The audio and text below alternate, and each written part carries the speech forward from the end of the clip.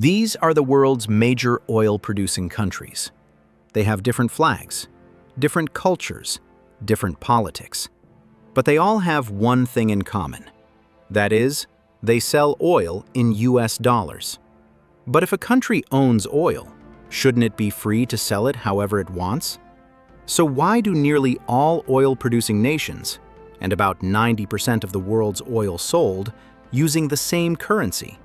And what happens when they don't? To understand why, we have to go back to the 1970s. In the early 1970s, the global financial system was breaking apart. The US had just ended the gold standard, and the dollar needed a new foundation. That's when Washington made a quiet but world-changing deal.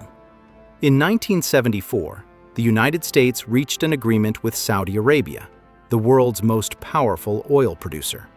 Saudi oil would be sold exclusively in US dollars. In return, the US guaranteed military protection, weapons, and political support. Once Saudi Arabia agreed, the rest of OPEC followed. If you wanted oil, you needed dollars. That single rule reshaped the global economy. Countries everywhere now had to hold US dollars, trade in US financial markets, rely on US banking systems. Oil demand became dollar demand, and that demand keeps the dollar dominant even today. But why would US invade and capture President Maduro and took control of Venezuela's oil? If China had successfully struck a deal with Venezuela to sell oil in yuan, it wouldn't just be a trade agreement. It wouldn't just be about energy. It would be a direct challenge to the global financial order. Here's why. Venezuela sits on the largest proven oil reserves on Earth, over 300 billion barrels. That's more than Saudi Arabia, more than Russia, more than the United States. At today's prices, that oil represents trillions of dollars locked beneath one country. But oil isn't just fuel. Oil is power. Since the 1970s, global oil trade has been priced almost entirely in US dollars. This system, often called the Petro-Dollar, forces countries to hold dollars to buy energy, keeping the US currency at the center of the world economy. That system didn't happen by accident. Energy and the dollar became inseparable. Now, fast forward. Over the past decade, multiple countries have tried to weaken that system. China built CIPS, an alternative to SWIFT.